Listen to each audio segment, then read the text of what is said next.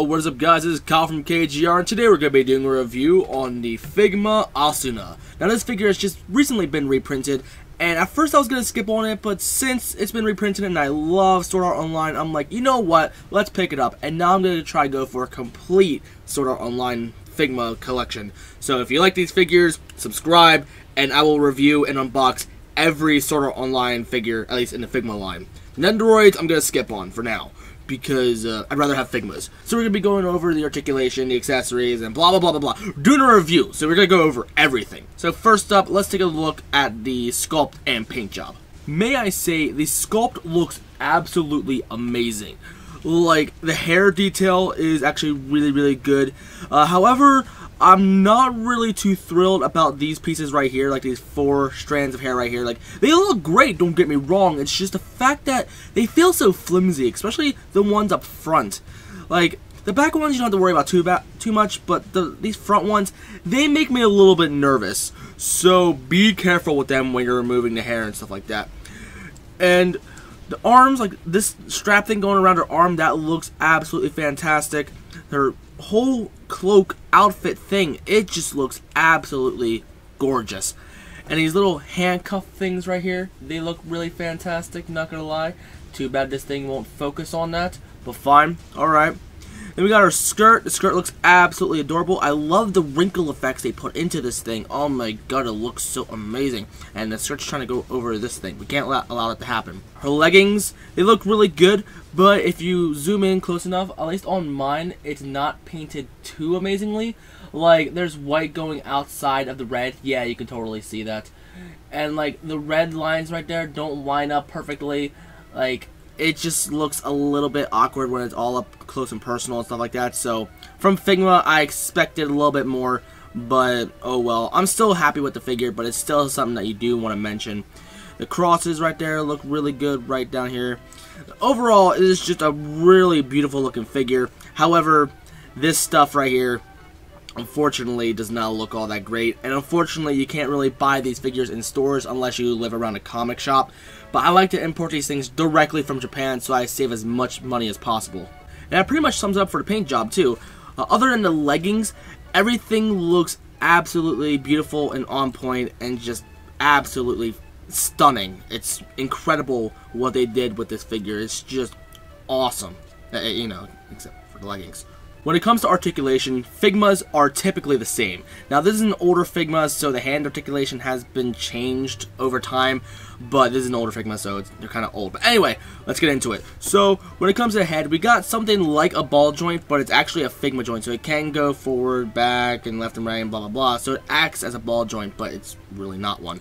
And here we got a Figma joint in the hair as well, so it can go up and down, and it can turn side to side and stuff. But I recommend just only doing that. You can pretty much do whatever you want with it. You can even give her antlers if you want to. Yeah, look at those antlers. Oh, yeah. But I'm just going to keep it, like, you know, down and stuff like that. And don't do that, because then trying to put the hair back down becomes a little bit of a pain. So anyway, then we get a torso rocker up here, which is very good, like right below her chest. So it actually blends in extremely well. It looks really great. We get universal shoulders, so they go outwards, and what's really cool is here these things don't really hinder the articulation all that much. These little shoulder thing straps, whatever, so they go outwards, forwards, and backwards. And again, like, it does hinder the articulation only a tiny bit, not much at all actually, but you still want to be careful with these things. Then we get a Figma joint right at the elbows, so we get about a 100-degree bend. I personally love the SH Figure Arts joints, mainly because they're mostly double jointed, but not all figures are, unfortunately. So then we get a swivel hinge type of deal at the wrist, so you go swivel left and right, and then forward and back. Then we get a waist rocker down here. Then we get universal legs, so they go outwards, forwards, and backwards, and the skirt does not hinder our articulation. You would think this cloak would, but no. We got 2 points of articulation at the cloak, so they can go back, and you can bring it back as far as you want, which is really nice. And here, they split the skirt right here, so again, the articulation will not be hindered. Very nice. I like that a lot. And then we get the Figma joint at the knee. And luckily it's not one of those big, ugly, bulky ones. It is a little bit bulky, but it's not as bad as Kirito's. Like, Kirito's is like freaking huge. It's gross. But anyways, you can bend well over 100 degrees, not a full 180 or anything like that, or anything close to like 170. But I want to say maybe about 130, maybe somewhere around there. I can't remember. I don't know. Anyway, then we got a rocker at the ankle, so they go side to side a little bit. Then we go forward and back. And here, this piece right here is a loose piece, but it seems to hold its position pretty well as of from when I'm recording this.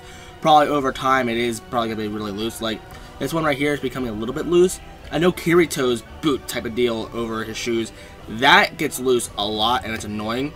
But oh well, it still looks really good. And here we get that same deal with the handcuff things right here. No, I want to call them handcuffs because handcuffs are a completely different thing. But you know what I'm talking about. These little things that go over her hands. They do seem a little bit loose sometimes, but just press the hand in as much as you can, and that should fix that problem.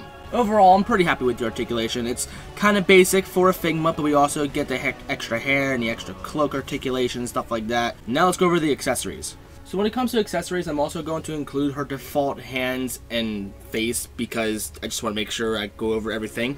So first up, her default smiley face. Her serious side-looking teeth, gritting-looking face. Her angry or jealous cheek-puffing face that looks absolutely adorable. A pair of relaxed hands. A pair of open hands. Some sword-wielding hands. Some tilted, non-articulated hands. And a set of fists. We also get two swords. We get the Ambient Light and Scabbard. We also get the Silveric Rapier, or however it's pronounced. And we also get this really cool sword attack effect. And just like every other Figma, we also get a Figma stand and a Figma baggie. If you're familiar with Figmas, you should know how to replace the face. Just take off the hair, take off the face, get another face, apply it on, put the hair back on. Simple. Just as easy as any other Figma. Taking off the hands is also just as easy, but you do have an extra step because of this little thing right here. Here, it's a separate piece, so it's going to come off with the hand, so you just take that off. Don't lose this.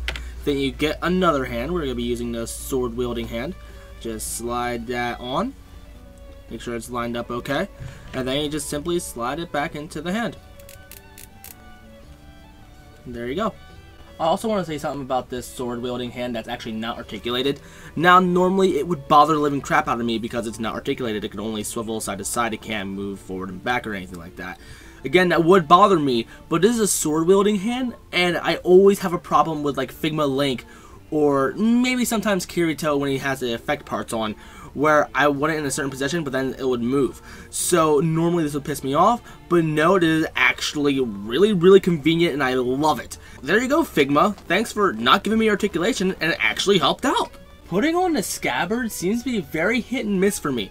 Now, you put it in right here. Now, if I take this Silveric Rapier, or whatever it's called, what you gotta do is just pretty much dig it in a little bit, pretty much press it in like a little button, and then there you go, it's set to go, and it stays on really well. However, I forget the name of the sword already. Oh my god, I'm sorry, the Ambient Light. Just press it in, at least you try, and then it doesn't want to stick in all that well sometimes. But luckily, I managed to get lucky. But as you can tell right here, it's not actually in all the way.